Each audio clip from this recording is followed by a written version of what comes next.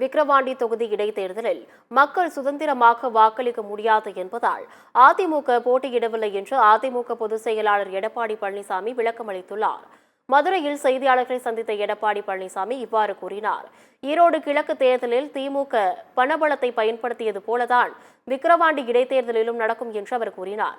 சட்டமன்ற தேர்தலில் 200 தொகுதிகளில் வெற்றி பெறுவோம் என்ற திமுக தலைவர் ஸ்டாலினின் கனவு பலிக்காது என்று அவர் குறிப்பிட்டார்.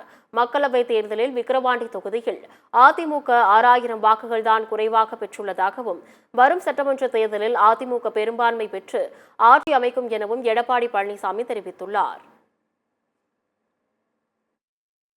சுதந்திரமாக நடைபெறாது என்று கருதிதான் அனைத்து இந்திய அண்ணா திராவிட முன்னேற்ற கழகம் இந்த தேர்தலில் போட்டியிடல.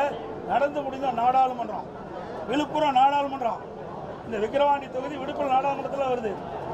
6000 ஓட்டு தான் குறைவு. இப்போவே என்ன ஓட்டு வந்து மறுபடியும் எதுக்கு போட்டிடுவாங்க? போட்டிக்கிட்டா விடவே போகிறாங்க. இன்னைக்கு எல்லா ஆட்சி அதிகார பலத்தையும் பயன்படுத்துவாங்க.